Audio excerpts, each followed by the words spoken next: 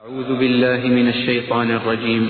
بسم الله الرحمن الرحيم. الذين إذا أصابتهم مصيبة قالوا إنا لله وإنا إليه راجعون.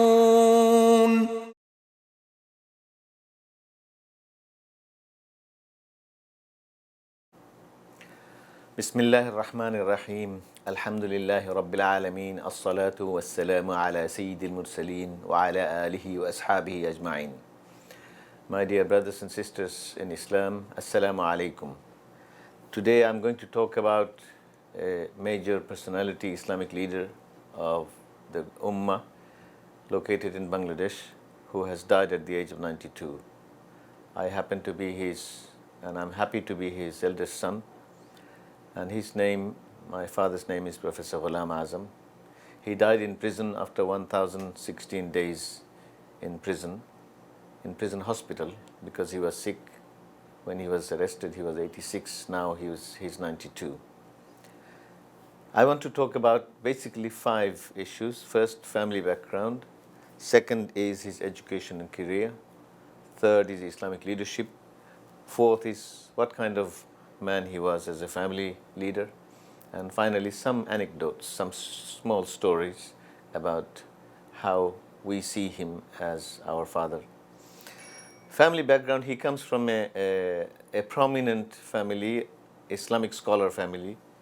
His father and his grandfather, all of them were Islamic scholars, as he was.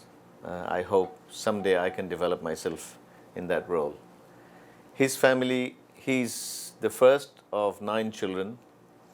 His father, my grandfather, was the first of 5 children. And we are his descendants. We are 6 brothers and no sister. In terms of fame and name, it's him who became more famous, not just within the country, but globally.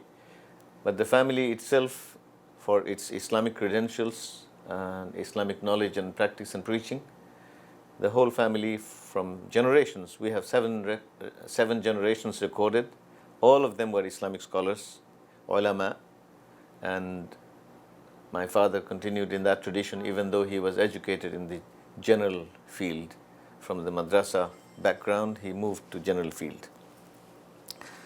His education: he was one of the most brilliant students of his time. He was 13th in the board examination, what we call metric or secondary school certificate. He was 11th in his intermediate, which we call higher secondary certificate, that's pre-university. In India, it's called as 10+2. He was 13th, even though he was in arts field. And then he went to university. He studied Arabic and then master's in political science from Dhaka University. During his Dhaka University days, 1948 to 49 and 49 to 50, he was the student leader of Dhaka University Central Students Union. At that time, the best students got elected as student leaders.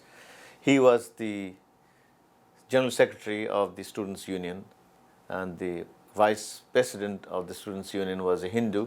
He was also a brilliant student. And of course, President is the Vice Chancellor of the university. At college and university, he was also active in Da'wah under Tablighi Jamaat. And after master's degree, he went to India, in Delhi, for Tablighi Jamaat. Subsequently, he became Amir of one district of Tablighi Jamaat. That's the start of his Islamic leadership. The community leadership or student leadership was before that.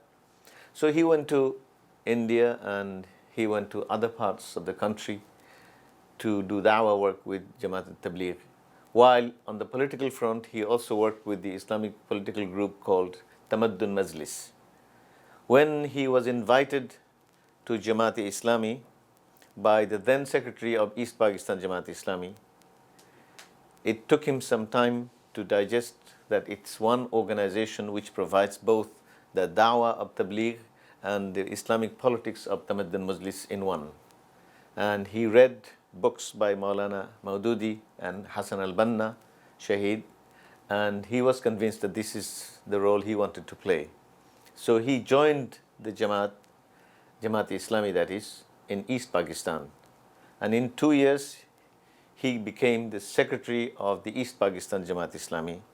And after 10 more years, he became the Amir in 1969 of the Jamaat-e-Islami East Pakistan. During 1971 war, when Bangladesh was created, he was the Amir, and he retired after a lot of requests he made to his colleagues that he wanted to take rest. At the age of 78 in the year 2000, he was allowed by his brothers in the Jamaat to take rest. He said he couldn't move around at the age of 78 like he could do before. So alhamdulillah, during his 31 years of leadership of Jamaat became a mass movement. If I can give you some idea of the scale of the growth of Jamaat-e-Islami in Bangladesh, it was around 500 arkan or rukn or full members or senior members, however you call it, those who complete a course and show commitment to follow the course of Islamic movement, they become rukn. From 500 now there are 40,000. So you can see how big it has become. On top of that, in Saudi Arabia alone, we have 10,000 more. So during his period, it became a mass movement in villages, in towns and cities and sub-districts, everywhere. And in students' field, the Jamaat students group is very strong, alhamdulillah. They are showing commitment to Islam. All these, they are, it seems to me that the younger generation is more inspired and more dedicated, and they love him more than I can do. They are willing to die for their leader, who happens to be my father. So for me, my father is my leader as well as father. As a family man, in early period, because Jamaat was small and he didn't have many people to count on to do the da'wah of Jamaat and give speeches which people liked, he was often out of the city of Dhaka. So we were primarily in primary school.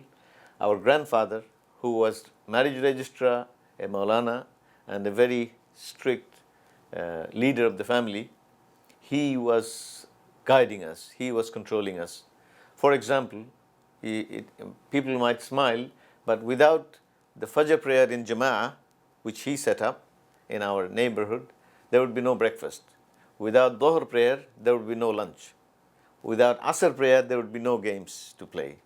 Without Isha prayer, there would be no dinner. So they are all linked to each other. So if we are not there, then he will take action. He will follow it up and see why we failed and then correct it so that next time it doesn't happen again. And he was very strict about that.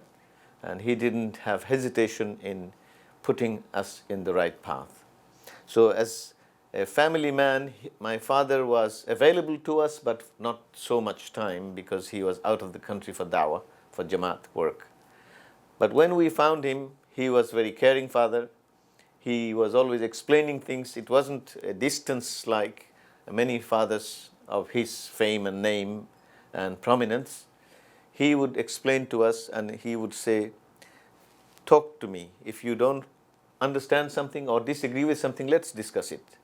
He was open to us. That was quite generous of him because at that time, it wasn't the practice of most people. So we found him and the wider family, his cousins, sisters and cousins, all were younger than him. He was the eldest of his generation, as I am eldest in my generation, and my grandfather was eldest in his generation. So like that, in generations, we have been the generation leader, if you like. My son is the eldest in his generation. And alhamdulillah, he has his first child is son, and also he is eldest in his generation. So we have a tradition of Islamic values and leadership within the family network. So he was always active. He used to run classes for us. He used to teach us, and he used to tell us that make notes. This is how you understand, not just Islam, but he talked about capitalism and communism when we were in secondary school. So we had formal classes, if you like, so that we could understand it better. He was always open to suggestions, different ideas, and even discussions about his views. We could counter it. We could say, this is better than your view, and he would listen. Now that's very rare in a very powerful, knowledgeable, global personality, to be a father like very simple and straightforward and caring father. In some anecdotes I would share what kind of person he was. He was very, very conscious about time, because he considered time as life. And if we can manage time better, the life will be managed better. To give you an example, his breakfast time, lunch time, dinner time, they were all set by him, and he would be there exactly on time. He would take rest after lunch at that time for an hour. He would wake up on time. He will not miss prayers. In here, 6 years ago, he was with me, with my mother, and I could take him for Fajr, Maghrib and Isha, because Dhuhr and Asr I would pray in the office. So I couldn't take him, and he couldn't go alone. For the 2 months he stayed, and 180 times he prayed, he didn't miss Iqamah. That tells you how much organized he was, because he took 20 minutes in the bathroom to get ready, and yet he was ready before me. And I take less than 5 minutes, and I'm ready after him. So you can see how much a specialized person, as if a machine. He has perfected this time management beyond recognition. I have not seen any other person like that. That, natural call can come any time. But subhanAllah, Allah helped him, because he said, I will not be late. Before, he would do sunnah at home and go and catch the jama'ah, in fact, before Iqamah. In terms of learning, he was always very much into reading, writing, teaching. That's his passion. That's his hobby. That's his central life. That's why he produced 138 books and booklets. 3 of them he wrote in English, the rest of them in Bangla. We hope to bring his books to the global audience by translating them, inshallah, in the future. About pain and worries and difficulties that he had, I have not seen him sharing it. He would not even share with my mother. He says, Allah is enough for me. Only the joys will be shared, the pain would not be. While in jail, for example, every 2 weeks he had every 2 weeks, half an hour only for the family to visit him. And he would discuss, and when my brother complained to the police about him not being taken good care of, and he said, don't complain. Whatever Allah does is enough. We don't want to ask them for any favor. So this is something I cannot do. This is very, very unique, that he says anything worries or concerns or stresses or difficulties or pains, he would share with Allah, and he would ask Allah for help and nobody else. His open-mindedness was so much that my wife, who is now dead 10 years ago, Allah has taken her, she would even argue or discuss in contradiction to my father's points, and he would listen. And he would even say, yes, I didn't think of this like that. So, in other words, he was encouraging people to think freely, independently, with Quran and Sunnah reference. That's very rare in my view. The planning that I've seen him do, he used to clean his own shoes before he goes out. He would pack his own suitcase by himself. My mother would get his clothes washed and folded. He would put them in specific places in the wardrobe. His wardrobe he managed, not my mother, because he says, I will do it myself. He was very self-reliant, if you like. He was not reliant on my mother for everything. When he used to travel outside, I saw he used to carry a bag, in which bag he had all kinds of things in it. The shoe polish, the shoe repair, cobbler item, the needle, the thread, varieties of little things, the nail cutter and the scissors and the knife and little things. He would be very organized. He knows exactly where things are. I have not seen anybody plan like that. He would not miss my mother's mother, my grandmother on the mother's side, when she would invite people to come, and my father said, I will be able to come at that time. And even if there is 10 minutes left, people said, oh, Mamoon's father is not coming.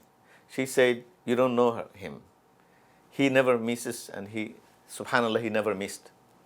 And they were proved wrong, and he came on time. Whenever he would say to me that if you have 10 minutes to do something, you start 20 minutes before, so you have enough time to play. So if you have any difficulty, you still make time. This way, very meticulous planning and very determined application of that planning, so that he could achieve so much that it's not possible for everybody to achieve without that kind of determination, that kind of accurate planning, and that kind of determined action. But subhanAllah, the reliance on Allah was such that he never complained in 1016 days in jail. He never complained. He said, Allah is enough for me. And the only concern he had when the lawyers visited him was that, how is my brothers, how are my other brothers, the leaders of Jamaat there? So that's the kind of man I wanted to share with you. May Allah help us all to follow the footsteps of a very high standard that he has left for us as sons and for his millions of followers around the world. So much so I was quite surprised. I was in Turkey, that they had 80 places Janaza Ghaiba. And Prime Minister of Turkey sent message to me giving condolence. President of Islamic Development Bank Group called me to give his condolence. Now that's the kind of level, but you have also small people saying big things about him, and they are happy that they knew him. May Allah help us to follow the right examples like him. وَمَا تَوْفِيقِي إِلَّا بِاللَّهِ وَالسَّلَامُ عَلَيْكُمْ وَرَحْمَةُ اللَّهِ.